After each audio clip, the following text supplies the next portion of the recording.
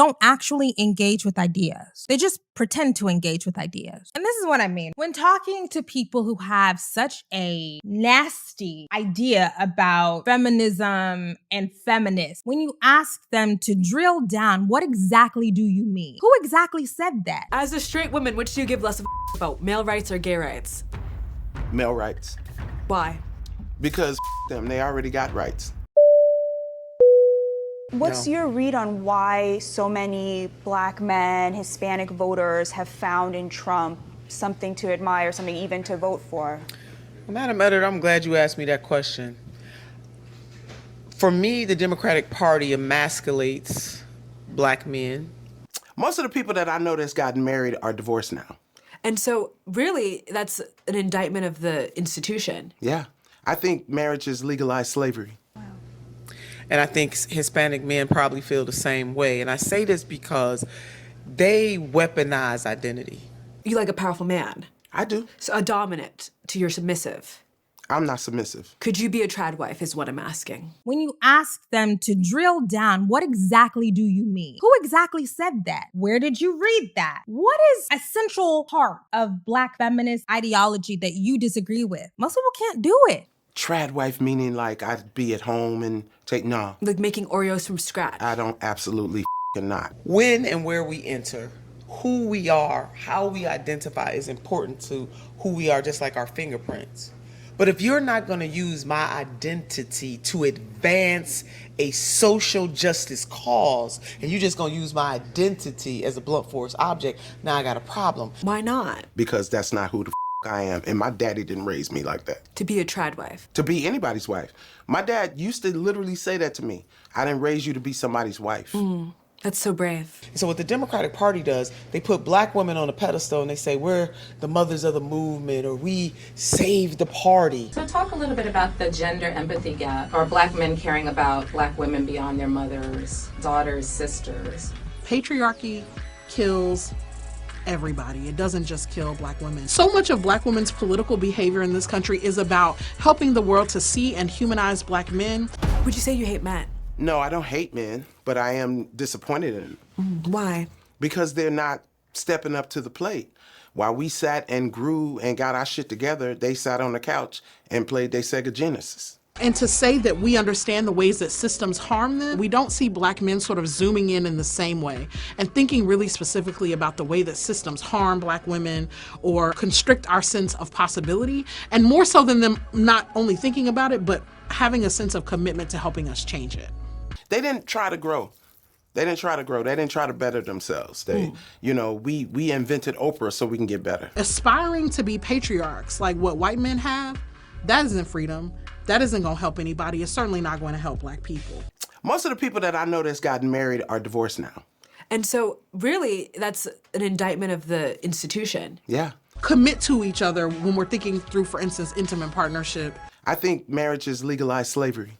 You do? Yes, I do. Say more, because if I'm thinking about slavery and I'm thinking about marriage, there are two different images that come Absolutely into my head. not. I don't know how you don't. That what we can do is sort of do that Black thing that we do very well, which is that we can creatively reimagine what it looks like for us to have Black love.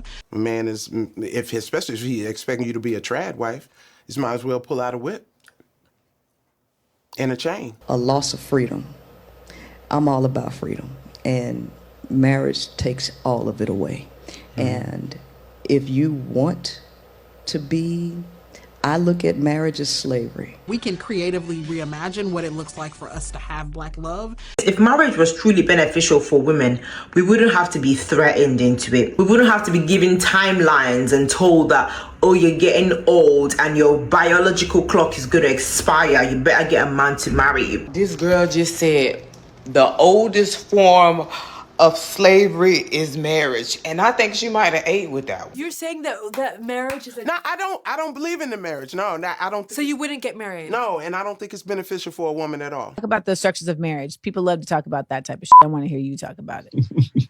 I mean, marriage is literally invented as the slavery of women. They called slavery of Black people chattel slavery, and they called the slavery of women marriage. It was made up to trade women as property because patriarchy happened first. At the end of the Neolithic era, when people started farming, certain people were like, well, if we farm, then we need private property to say what land is mine. So there are young people watching who might be wanting to get married. What would you say to them? Don't. Marriage is not for the woke.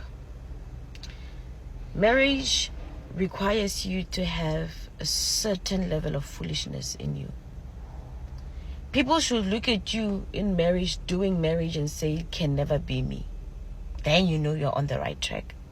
There's a scripture that says, the gospel is foolishness to those who are perishing. People should look at you and see foolishness. Somebody just said on here that marriage is slavery, and honestly, as I've gotten older, I couldn't agree more. Like, it is the oldest form of slavery. Don't get married. No. We can creatively reimagine what it looks like for us to have Black love in a world that doesn't want us to have it. Intersectionality is basically the idea that we experience life, sometimes discrimination, sometimes benefits, based on a number of different identities that we have. So the basic term came out of a case where I was looking at Black women who were being discriminated against, not just as Black people, not just as women, but as Black women. So intersectionality was basically a metaphor to say, well, they've got race discrimination that they're facing coming from one direction, they've got gender discrimination coming from another direction, and they're colliding in their lives in ways that we don't really anticipate and understand. As a straight woman, which do you give less of a about, male rights or gay rights? Male rights. Why? Because them, they already got rights. Would you say you hate men? No, I don't hate men, but I am disappointed in them. Why? Because they're not stepping up to the plate. While we sat and grew and got our shit together, they sat on the couch and played their Sega Genesis. Most likely, most of the people that react to this interview are going to focus on the part of the interview where Leslie Jones is talking about how she's advising people to not get married and that marriage is slavery. I mean, I guess that's just the moniker of young ladies today, that they want to do whatever they want to do, and there's just a way that men are supposed to fit in their lives. But there's a part in the interview later where my ears perked up when she was talking about how men don't deserve any kind of empathy or sympathy, really, because men have always had a leg up, and that men should have figured it out by now. They were just sitting on the couch playing Sega. And of course, this reeks of intersectionality, that it has become so pervasive, not just in the culture, but in the Black community, or should I say, with Black women, that the idea of doing anything expressly for boys is kind of, it draws recoil, that boys have had an advantage all along. So why don't they have it figured out? Black women are getting it from two sides. So first of all, we should not help Black men, but the idea of subjugating yourself to a Black man in a marriage is slavery all over again. And it just reverberates all through the internet. Anyone submitting to a Black man in any way, shape, or form as a Black woman, she's just submitting to being a slave again. But of course, we know that that's not historically accurate. Another kind of approach to thinking about race is intersectionality. Yes. And it's the idea that we only really understand race through this kind of overlap with other identities like gender or class. And that's where the true nature and extent of like different forms of oppression become visible. You've been a critic of some of those approaches. Mm-hmm. What's your thought? Why do you think that approach is also problematic? So much of Black women's political behavior in this country is about helping the world to see and humanize Black men, and to say that we understand the ways that systems harm them. We don't see Black men sort of zooming in the same way and thinking really specifically about the way that systems harm Black women. From my vantage point in this late year of 2026, the issue with intersectionality, specifically in the Black community, is that it's created this duality of what is expected of Black men. Because Black men are one step away from male whiteness, Black men are expected to perform at a high level financially, at least for the majority of young ladies when they're looking for a mate. But at the other end of the token, young ladies are saying that those structures that quote unquote white men have created in terms of family are oppressive, and that men, Black men, should reject those structures. And so how do you square that circle? I could try and explain it to you, but I think Dr. Tommy Curry can do it better than me. I think from a historical perspective, we often ignore that the rubric of anti-discrimination law in the United States that intersectionality is based on, which is largely Title VII jurisprudence, is a contingent and constructed phenomena. The addition of sex to Title VII jurisprudence of legislation was the effect of the National Women's Party, a conservative feminist organization, actually trying to stop Title VII legislation from benefiting Black people. So in order to kill the legislation, they said, let's introduce sex to the debates. So the congressional debates show that they thought they were going to stop Black civil rights gains, affirmative action, et cetera, but ended up adding sex and then redistributing the economic benefits like affirmative action, entrance into college, et cetera, from Black people who had marched during the civil rights and died for those rights to white women.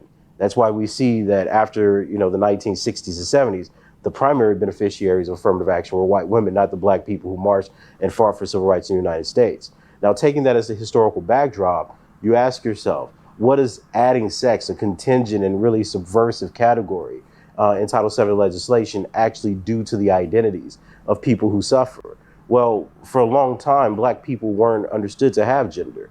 They weren't recognized as men and women. Most infamously, you see the protests where Black men were marching, I am a man, largely because Black men were still referred to as boys, especially in the part of the country in the United States that I'm from. So when we ask ourselves, well, there's intersectional identities, well, what do those intersectional identities mean?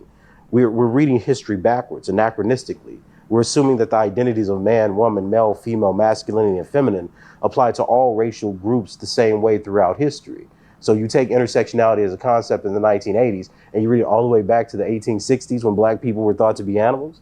It's this kind of lazy intellectualism that I have a problem with. When you listen to the conversation with Leslie Jones, you can hear the intersectionality baked into her ideas, that there's no situation where a Black woman should submit to any man, and she certainly shouldn't submit to a Black man because Black men are oppressive or maybe Black men are not being men properly. But at the same end of the token, you hear Kimberlé Crenshaw speaking about, yeah, Black men are going through difficulties, but Black women are going through double difficulties. And so it just creates this environment where there's just no way to get it right. They didn't try to grow. They didn't try to better themselves. We invented Oprah so we can get better. And how do you square the circle of someone like Brittany Cooper telling Black people to create a new kind of Black love on the fly in a Western environment where we were socialized to have kids and families in a structured manner that mimics what Western families do? Except that's toxic and patriarchal, and at the foot of all of it is the idea that intersectionality is suggesting that having someone that has quote unquote more power than you in society try to have any kind of order or structure in your presence is oppression.